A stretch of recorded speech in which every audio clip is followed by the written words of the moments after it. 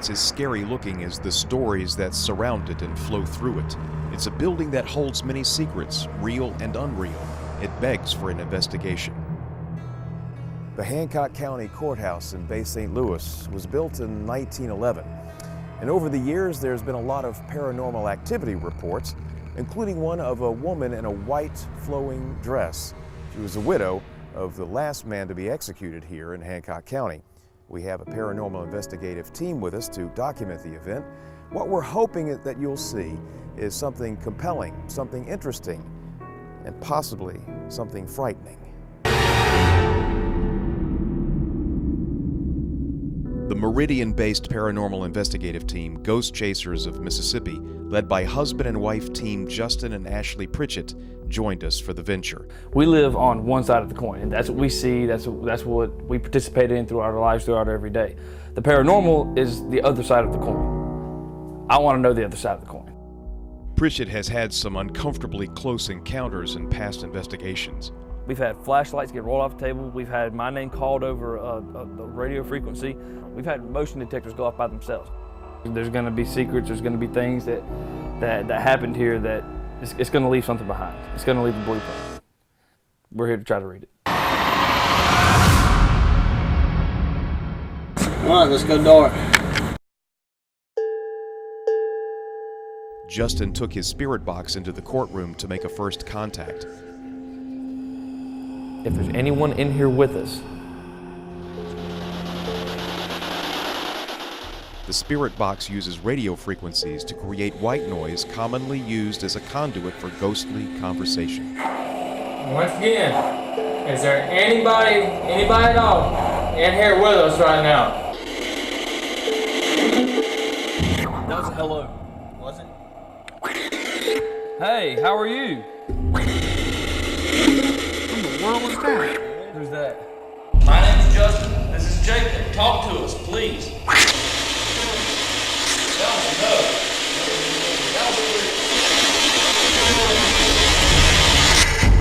A voice from the other side.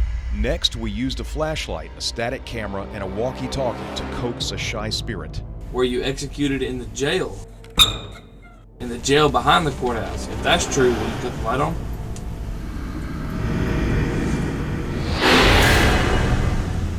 Now we know the spirits are here.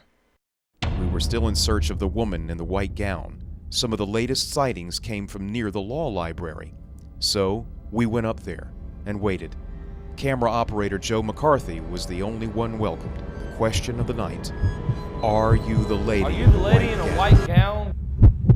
Oh!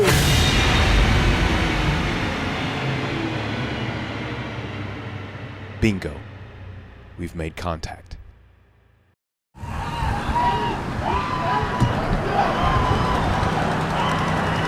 Oh my goodness, that was like a little girl's scream. At first I didn't know. It was a scream I've never heard before. So yeah, those dogs are something fierce. Just as she and her friend were about to drive off to remove their children from any potential danger, this neighbor witnessed something she never thought she would see. My hands are shaking. The suspect was located in a shed connected to a home off of Pops Ferry Road. This was only after police had set up a perimeter around the Sunkist subdivision. And he wasn't able to get out of that perimeter. So, and then we had a number of dogs that were working, and so we put our dogs working in the area, and they eventually located him and arrested him. About an hour before the arrest, police say the suspect crashed the car he was driving into this home on Lackland Drive after about a 10-minute chase through Biloxi. One of our officers spotted the vehicle on Highway 90 on almost the east side of town.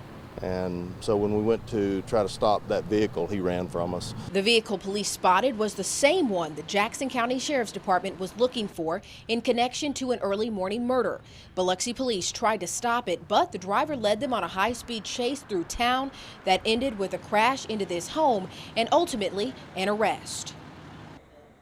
They're a family deeply rooted in their faith. That's why it comes as no surprise that Sarah and Roshan Jones's 19-year-old daughter posted this status to Facebook just one day before she died in a car accident.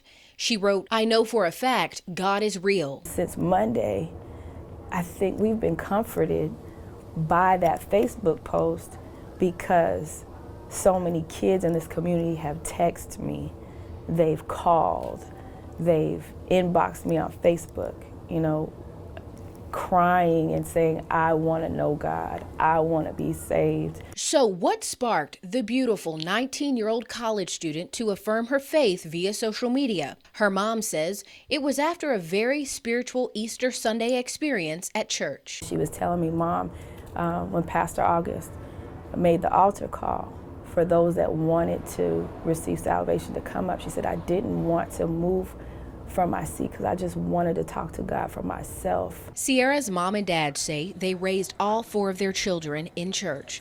But like any young woman, Sierra went off to college and began to seek her own personal relationship with God. Talking about all their daughter wanted to be made it nearly impossible to hold back the tears. She was brilliant, intelligent, witty, funny.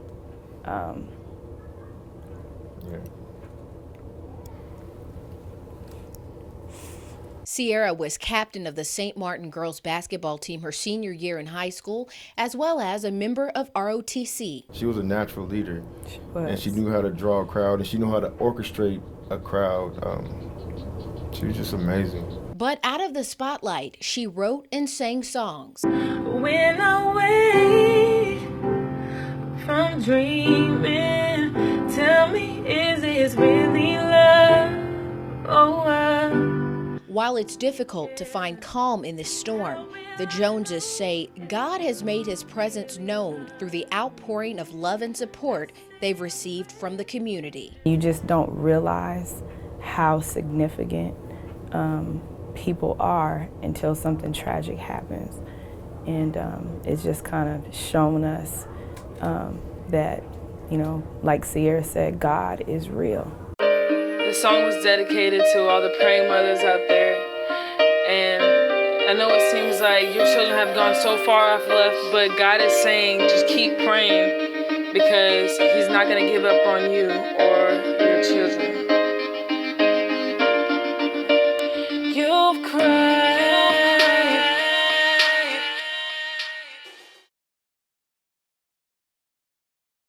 With her mother's support, Chloe, who was born Sydney, began her outward transition to become female. She made the decision her junior year in high school and did it rather quickly. Like right when we got on Christmas break, I was like full boy, like shaved hair and everything.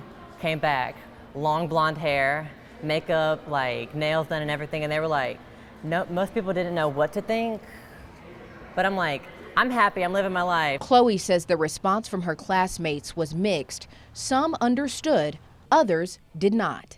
There's one girl at school, she was like, that's not a girl, that's a boy, like mainly stuff like that, like just talking behind my back. Before transitioning, Chloe came out as gay at the age of 14. She says those years were actually the hardest. Over the years, like crying and people calling me like faggot and he, she and all that, like it always made me cry, and I'm like, if I'm gonna be happy, I can't listen to what other people say. And that's really what created the Tough Skin, because I'm like, I'm gonna do me. Like, you only live once. Dropping her birth name and going by the name Chloe was a precursor for what was to come. She legally became Chloe Chanel Richardson on May 15th of this year. Because I was tired of being miserable. I didn't feel comfortable as like a boy, you know what I mean? Like, I tried here and there, I'm like, but it came to where I can't do this no more. That's not who I am. Transitioning in high school has brought its share of troubles and misunderstanding, like senior pictures. Chloe says school officials originally asked her to be photographed in both the tuxedo and the drape, but she fought to forego the tux. But I would never look at my photo. I'm like, it would have given me the worst anxiety. A joint force of county and local officers who target these crimes. The latest sting, Operation Showtime, picking up more than 20 suspected gang members and associates from various affiliations. With each of these roundups, another cell fills in the county jail. Within this institution alone, I know that I have 73 who live here on a daily basis.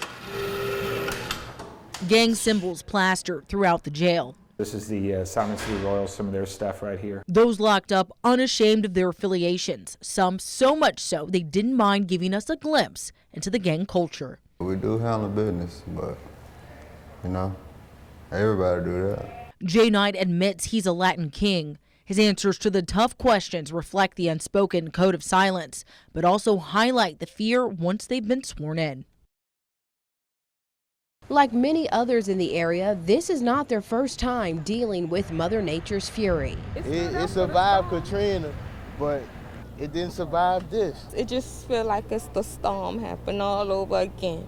Though they didn't find much in the rubble, they did stumble upon a Bible and found comfort in this passage. You will die and go to your grave in peace. They're not the only ones leaning on faith right now. A local barbershop was the only building left standing in a Chef Highway shopping center, and one of the barbers says he knows why. And as the sun went down, the real fun began. It's just so odd. It's just unbelievably different. That's exciting because it only happens once a year for us. So how do you get a card to shoot flames? You gotta have fuel and fire. Sounds simple, right? But it isn't always that easy. But after a little troubleshooting, voila, fire, and the crowd goes wild. It's easy to see why the flamethrowing competition is a Cruising the Coast signature event.